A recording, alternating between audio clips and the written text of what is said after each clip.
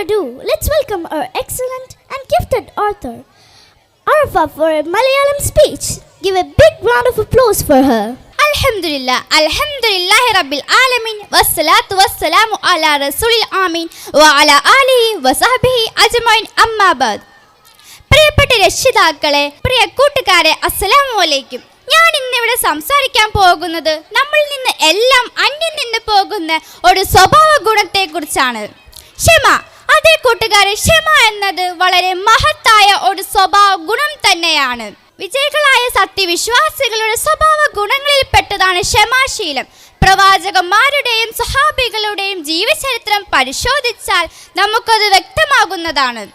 ഇബ്രാഹിം നബി അലൈഹി വസല്ലമയുടെ ജീവചരിത്രം നമുക്കെല്ലാം അറിയാമല്ലോ. അദ്ദേഹത്തെ ശത്രുക്കൾ തീ കുണ്ടാരത്തിലേക്ക് വലിച്ചെറിഞ്ഞ ആ ഭയാനക നിമിഷത്തിൽ പോലും അദ്ദേഹം ക്ഷമ കൈകൊണ്ട് അള്ളാഹുവിൽ വിശ്വാസമർപ്പിച്ചു. അതുപോലെ ആറ്റുനോറ്റ് കിട്ടിയ അരുമക്കുഞ്ഞിനെ അള്ളാഹു ബലിയറുക്കാൻ കൽപ്പിച്ചപ്പോൾ ക്ഷമാപൂർവ്വം അത് അനുസരിച്ച് നിരവധി പരീക്ഷണങ്ങളിൽ വിജയിച്ചു.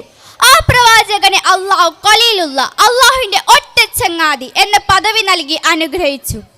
3 മക്കളെയും ഒരുമിച്ച് നഷ്ടമാകുകയും അതിൽ ക്ഷമ മുറുകെ പിടിക്കുകയും ചെയ്ത പ്രവാചകനെ മാരക രോഗം കൊണ്ട് അള്ളാഹു വീണ്ടും പരീക്ഷിച്ചു. ദേഹം മുഴുവൻ വ്രണം കൊണ്ട് കഷ്ടപ്പെട്ട അദ്ദേഹത്തിന് അവസാനം തന്റെ റബ്ബിനെ സ്തുതിക്കാൻ നാവിന് വഴങ്ങാത്തപ്പോഴാണ് തന്റെ രോഗത്തിന് ശമനം നൽകാൻ അള്ളാഹുവിനോട് പ്രാർത്ഥിച്ചത്.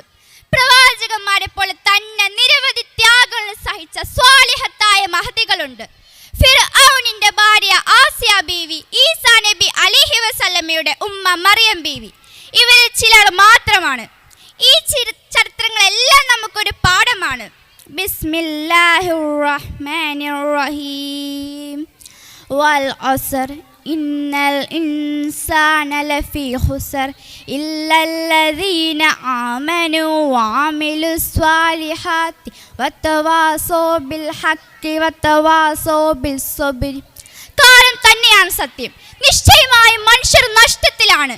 വിശ്വസിക്കുകയും സൽക്കർമ്മങ്ങൾ പ്രവർത്തിക്കുകയും സത്യം കൈക്കൊള്ളാൻ അന്യോന്യം ഉപദേശിക്കുകയും ക്ഷമ കൈക്കൊള്ളാൻ അന്യോന്യം ഉപദേശിക്കുന്നത് ചെയ്യുന്നവരൊഴികെ.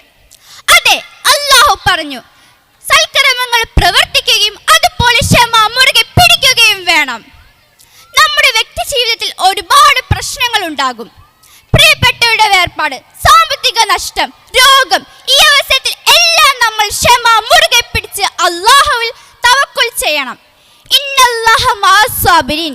നിശ്ചയമായും അല്ലാഹു ക്ഷമാശീലർക്കൊപ്പമാണ്. ഈമാനിന്റെ പൂർത്തീകരണത്തിന് ക്ഷമ അനിവാര്യമാണ്. അല്ലാഹു അല്ലാത്ത മഹാമാരോട് പ്രാർത്ഥിക്കാൻ നമ്മെ പ്രേരിപ്പിക്കുന്നത് ഈ ക്ഷമയില്ലായ്മയാണ്.